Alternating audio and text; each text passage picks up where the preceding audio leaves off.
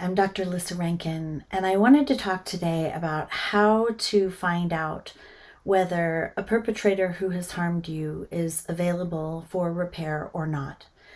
I'm teaching an internal family systems class right now called The Path to Inner Justice, and today we watched the TEDx talk with Tom Stranger and the woman that he raped, Thordis, who was his Christmas dance date when they were 16.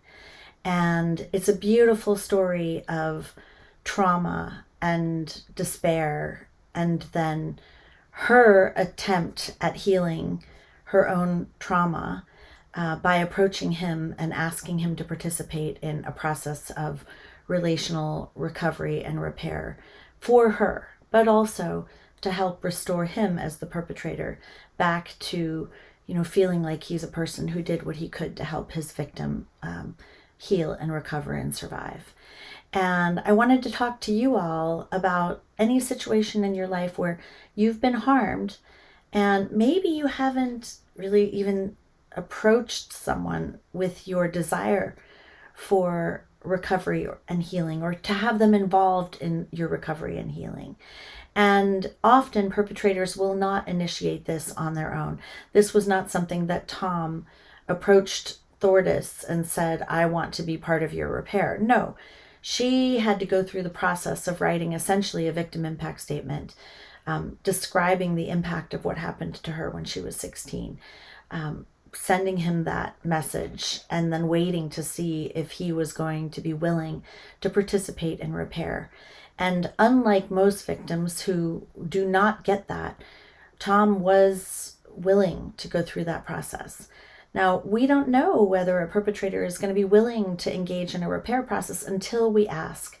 And we have to start by saying, here's what happened to me. Here's the impact on me. Here's what you did.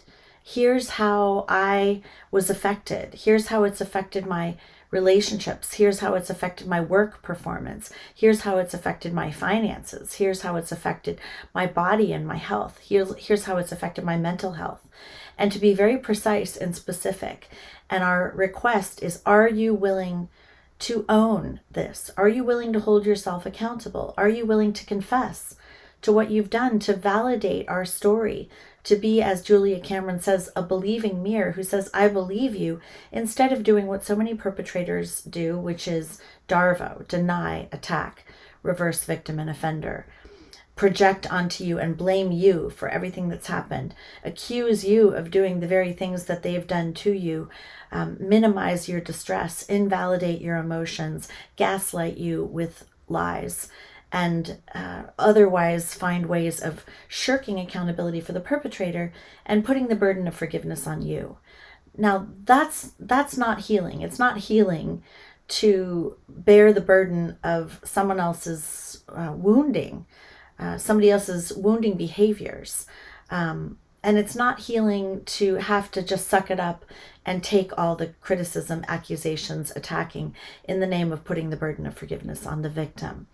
But if you have somebody like Tom who says, it's true, I did that, I confess, I admit it, I feel remorse, I feel regret, I'm terribly sorry for what I did to you, in a sincere way, not as a placating way to shut you up, but as a genuine expression of empathy and perspective taking, being able to have the perpetrator put themselves in the shoes of the victim and feel the pain that they have caused, and feel the healthy shame and guilt of realizing I'm the one who did that. I'm the one who created that pain in the other person.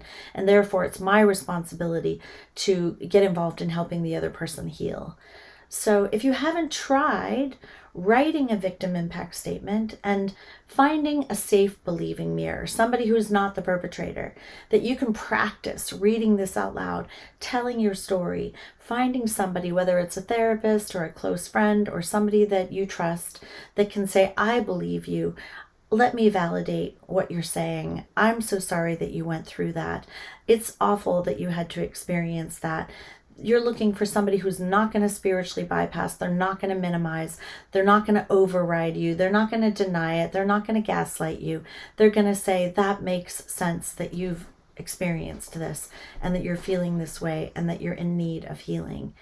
And notice what comes up in you as you are going through that experience. What is it like to write out a victim impact statement, to tell people how you were impacted in all of these ways, to tell yourself, to acknowledge it to yourself, to admit it to yourself, to get out of what Jennifer Freyd calls the betrayal blindness, the ways that we blind ourselves and are in denial about the trauma that has been perpetrated upon us, whether it's parents or siblings or a romantic partner or a mentor, a priest, a spiritual teacher, a cult leader, a best friend, anybody that we have allowed into our inner sphere who has betrayed our trust, who has abused their power, who has caused trauma to our system, especially when it's relational trauma.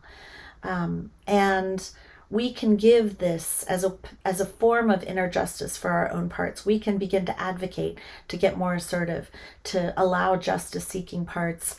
And I believe our self is also leans towards justice, is moving in the arc of justice. And so we can have a self-led way of pursuing justice and healing for our parts that may ultimately lead to genuine forgiveness if we have a willing perpetrator who is up for the process of going through that intense and deep and difficult process. Those of you who are parents, I had the opportunity to get my daughter into trauma therapy and IFS during the pandemic, which was hard for all of the kids. She was an 8th grader when the pandemic hit. And after several years of IFS therapy, she invited me into her therapy so that she could work on her mommy wounds with me there.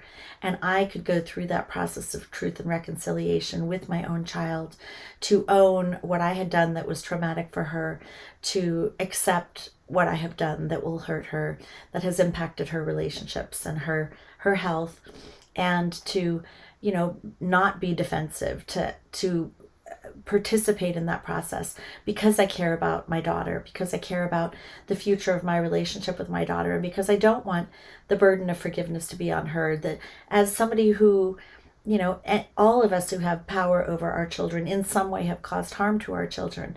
And if we can own up to that, then we can also model for them that that's what's healthy and normal when they get older, when they are causing harm to their kids or their partners or to other people. So if we haven't learned how to be accountable, it's really hard to start late in life, but it is possible. So I just wanted to review that briefly with you all and encourage you, if you haven't tried writing a victim impact statement and considered a way to at least practice it with a safe person, that might be a good place to start. And we'll talk in future videos about where to go next. So if this has been helpful, please subscribe to my YouTube channel and share it with others that you think might benefit. And you can find more about my programs, including Love School, the Internal Family Systems Continuity Program, where we are a community of practice doing IFS together, at my website, lissarankin.com. So thank you so much for being here with me, and good luck.